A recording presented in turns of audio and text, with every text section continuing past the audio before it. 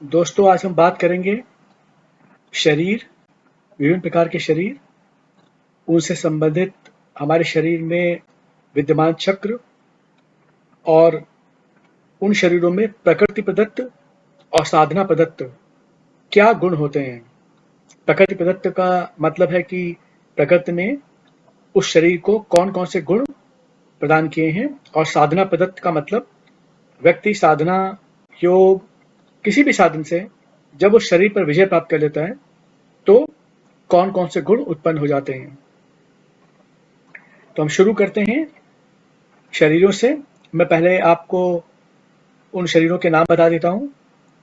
आप शरीर के बारे में अगर विस्तृत जानकारी चाहते हैं तो हमारे इसी चैनल पर एक और वीडियो है जिसको देखकर आप और जानकारी एकत्र कर सकते हैं। 7 शरीर हैं जो मुख्य शरीर हैं, जिनका संबंध हमारे शरीर के अंदर 7 मुख्य चक्रों से है। हालांकि चक्र बहुत सारे होते हैं, लेकिन ये मुख्य चक्र हैं और इन सातों में से इन प्रत्येक चक्र से संबंधित एक शरीर होता है। शरीर के नाम है भौतिक शरीर, जिसको हम स्थूल शरीर भी कहते हैं, भाव शरीर, सूक्ष्म शरीर, मन शरीर, आत्म शरीर, ब्रह्म शरीर और निर्वाण शरीर। ये 7 शरीर हैं और इन सातों शरीरों का संबंध क्रमशः स्वादिष्ठान चक्र, मूलाधार चक्र, मणिपूरक चक्र, अनाहत चक्र, विशुद्ध चक्र, आज्ञा चक्र और सहस्त्रार चक्र से होता है। इनमें से जो पहले 4 शरीर हैं, भौतिक शरीर, भाव शरीर, सूक्ष्म शरीर और मन शरीर, इन शरीरों पर रहने पर द्वैत भाव की स्थिति रहती है, यानी कि स्त्री और पुरुष का भेद रहता है। जब हम इन चारों शरीर पर विजय प्राप्त कर लेते हैं और आगे बढ़ते हैं, तब ये द्वैत भाव की स्थिति समाप्त हो जाती है और अद्वैत भाव उत्पन्न हो जाता है। वहां पर स्त्री पुरुष का भेद नहीं रहता है, सिर्फ आत्मा के स्तर पर बात होती है। तो चलिए हम शुरू करते हैं भौतिक शरीर से। भौतिक शरीर जिसका संबंध है स्वादिष्ठान चक्र से। प्रकृति ने इसको जो गुण उत्पन्न किया है वो है काम वासना, क्योंकि भौतिक शरीर के बिना संतान की उत्पत्ति नहीं हो सकती है। वंश को आगे बढ़ाने के लिए, संतान की उत्पत्ति करने के लिए ये भौतिक शरीर मिला हुआ है, जिसका संबंध स्वादिष्ठान चक्र से है। प्रकृति प्रदत्त काम वासना ये प्रकृति की दी हुई एक विशेष गुण और क्षमता है, जिसके माध्यम से मनुष्य अपने वंश को आगे बढ़ाता है। जब किसी भी साधना से, चाहे वो योग साधना हो या तंत्र साधना हो या किसी भी अन्य साधन से, साधक इस स्वादिष्ठान चक्र पर विजय प्राप्त कर लेता है, तो इससे संबंधित भौतिक शरीर के इस प्रकृति प्रदत्त गुण काम वासना में परिवर्तन हो जाता है और ये बदल जाता है ब्रह्मचर्य में, यानी कि साधक के साधिका उसके अंदर से काम वासना खत्म हो जाती है और पूर्ण ब्रह्मचर्य की स्थापना हो जाती है। अब हम आते हैं दूसरे शरीर पर, जिसको हम कहते हैं भाव शरीर। ये भाव शरीर, इसका संबंध है मूलाधार चक्र से।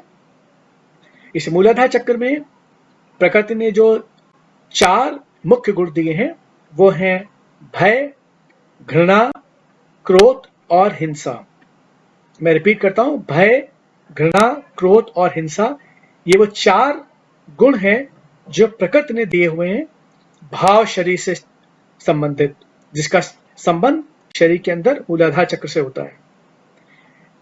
जब साधक किसी भी साधना या साधन से इस भाव शरीर पर विजय प्राप्त कर लेता है, तो इन चारों प्रकृति प्रदत्त गुणों में परिवर्तन होता है और क्रमशः भय अभय में बदल जाता है, घृणा प्रेम में बदल जाती है, क्रोध क्षमा में बदल जाता है और हिंसा अहिंसा में बदल जाती है। यानी कि साधक के अंदर भय, घृणा, क्रोध, हिंसा ये गुण समाप्त हो जाते हैं और अभय, प्रेम, क्षमा, अहिंसा जैसे गुणों का प्रादुर्भाव हो जाता है। तो अगर कोई व्यक्ति को साधक से किसी भी तरीके की साधना में लिप्त है, तो अगर वो इसका अनुभव करता है कि उसके अंदर से भय, घृणा, क्रोध, हिंसा समाप्त हो गया है, तो इसका मतलब उसको इस तरीके से साधना चाहिए कि उसने अपने मूलाधार चक्र पर विजय प्राप्त कर दी है, यानी कि उसका जो भाव शरीर है वो उसके नियंत्रण में आ गया है। अब हम आते हैं अपने तीसरे शरीर पर, जिसका नाम है सूक्ष्म शरीर। सूक्ष्म शरीर, इसका संबंध हमारे शरीर के अंदर मणिपूरक चक्र से होता है, और इस मणिपूरक चक्र के अंदर जो प्रकृति दत्त गुण हैं जो इस सूक्ष्म शरीर में दिखाई पड़ते हैं, वो है संदेह और विचार। ये दो गुण हैं जो प्रकृति ने दी हैं, संदेह करना और विचार करना। उदाहरण के तौर पे जैसे कि हम अगर हम कहीं बाहर जाना चाहते हैं, हम कहीं यात्रा करना चाहते हैं, तो जब हम कहीं यात्रा करने के लिए बाहर निकलते हैं तो हमारे अंदर कई तरीके के संदेह उत्पन्न होते हैं कि मैं रात को 12 बजे मेरी बस है, या मैं सुबह 2 बजे मुझे जाना है, तो रास्ते में क्या होगा। इस तरीके के संदेह उत्पन्न होते हैं, आशंकाएं उत्पन्न होने लगती हैं। और विचार, जो मनुष्य अपने जीवन में, अपने दिनचर्या में, अपने जीवन में भौतिक, अपने मैटेरियलिस्टिक वर्ल्ड से या भौतिक जगत से संबंधित जो भी विचार करता है, वो वस्तुतः सूक्ष्म अवस्था में सूक्ष्म शरीर के अंदर चल रहे होते हैं। जब साधना से इस सूक्ष्म शरीर पर विजय प्राप्त हो जाती है, यानी कि मणिपूरक चक्र पर विजय प्राप्त हो जाती है, तो संदेह श्रद्धा में बदल जाता है और विचार विवेक में बदल जाता है, इंटेलेक्ट में बदल जाता है। यानी कि संदेह नहीं है। अगर एक शिवलिंग रखा हुआ है तो वो वास्तव में एक ऊर्जावान शिवलिंग है या सिर्फ एक पत्थर का टुकड़ा है, ऐसी संदेह की स्थिति खत्म हो जाती है, और उस शिवलिंग को, जो एक पत्थर का टुकड़ा भी हो सकता है, उसमें पूर्ण श्रद्धा उत्पन्न हो जाती है। और जब पूर्ण श्रद्धा उत्पन्न हो जाती है तो वस्तुतः उस पत्थर के टुकड़े में भी वो ऊर्जा जागृत हो जाती है, जो साधक अपने आप से जोड़ सकता है और उसका उपयोग विभिन्न तरीके से कर सकता है, समाज सेवा में कर सकता है। और विचार विवेक में बदल जाता है। विवेक मतलब यहाँ पर ज्ञान से है, केवल विवेक नहीं होता है, माफ कीजिएगा, केवल विवेक नहीं होता है। विचार विवेक में जब बदल जाता है तो किसी भी कार्य को करने के लिए जो मनुष्य या साधक विचार कर रहा होता है, वो उसको पूरा करने के लिए अपने विवेक का इस्तेमाल करके उसको पूर्ण रूप में लाने के लिए प्रयत्न करता है। मतलब ऐसे समझें कि अगर मैं कुछ विचार कर रहा हूं तो मैं उसको केवल विचार तक सीमित नहीं रखूंगा। अगर मैंने मणिपूरक चक्र पर विजय प्राप्त कर ली है तो मेरा सूक्ष्म शरीर मुझे इस तरीके के इंस्ट्रक्शंस देगा कि मैं उन विचारों को किसी साधन से अपने विवेक का इस्तेमाल करते हुए पूर्ण कर लूं और उसका उपयोग कर सकूं समाज सेवा में या किसी विशेष साधना के लिए। अब हम आते हैं मन शरीर पर, जो बहुत ही महत्वपूर्ण, बहुत ही शक्तिशाली शरीर होता है। मनोमय जगत से इसका संबंध है, अनाहत चक्र से इसका संबंध है। जो मन शरीर पर आ जाता है वो विभिन्न प्रकार की विभूतियां प्राप्त कर लेता है। कई योगी जिनके उदाहरण हम सुनते आए हैं, किताबों में पढ़ते आए हैं, उन्होंने वस्तुतः अपने मन शरीर पर विजय प्राप्त करी थी, इसीलिए वो चमत्कार या विभूतियों का प्रदर्शन भी कर पाए थे। अनाहत चक्र या मन शरीर में जो प्रकृति प्रदत्त जो गुण है, वो दो गुण हैं। एक है कल्पना और दूसरा है स्वप्न। यहाँ पर कल्पना का मतलब है कि हम जागते हुए अपने मन में जो कल्पनाएं करते हैं कि ऐसा हो या वैसा हो। यह स्वप्न जो हम जब सोच रहे होते हैं, सो रहे होते हैं, तो हम सोते हुए हमारे अवचेतन मन में जो भावनाएं उत्पन्न होती हैं, जिसको हम सपना कहते हैं, ये दो प्रकृति प्रदत्त गुण हैं जो मन शरीर से जुड़े हुए हैं, अनाहत चक्र से जुड़े हुए हैं, कल्पना और स्वप्न। जब हम इस चक्र पर विजय प्राप्त कर लेते हैं तो मन शरीर की ये दोनों गुण बदल जाते हैं। कल्पना बदल जाती है संकल्प में और स्वप्न बदल जाता है अतीन्द्रिय दर्शन में। यानी कि अगर आप सपने में कोई साधक कोई चीज देखता है, स्वप्न में कुछ हो रहा है, कुछ घटित हो रहा है, किसी घटना को देखता है, तो वस्तुतः वो एक मात्र स्वप्न तक सीमित न रह करके उस साधक को प्रकृति की ओर से मिलने वाले निर्देशों को भी रिप्रेजेंट करता है। अतीन्द्रिय दर्शन, ऐसा कुछ होगा, इंट्यूशन डेवलप हो जाता है, ऐसा आप समझ सकते हैं। और जो कल्पना है, दिन में जागती हुई अवस्था में अपने मन में कल्पना करना, वो संकल्पों में बदल जाता है।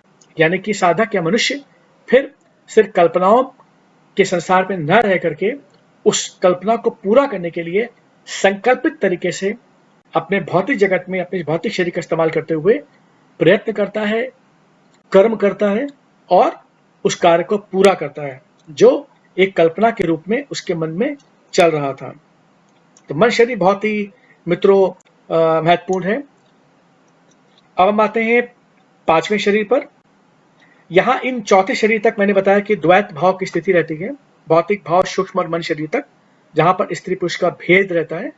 लेकिन जैसे ही हम अपने पांचवें शरीर या आत्म शरीर पर आते हैं तो यहाँ पर द्वैत भाव की समाप्ति हो जाती है। इसका संबंध हमारे शरीर के अंदर विशुद्ध चक्र से होता है।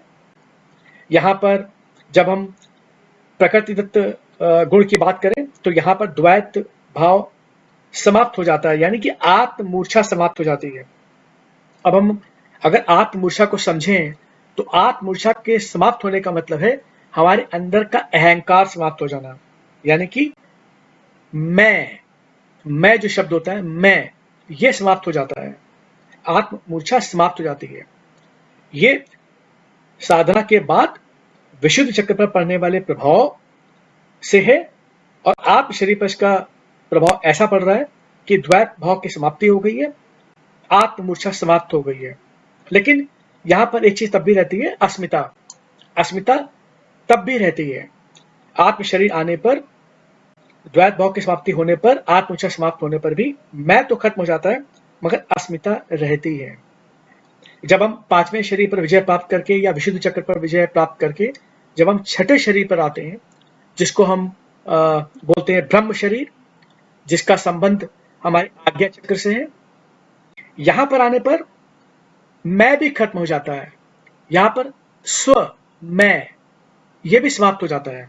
और क्या होता है, साधना के बाद स्व समाप्त हो जाता है और सर्व जागृत हो जाता है।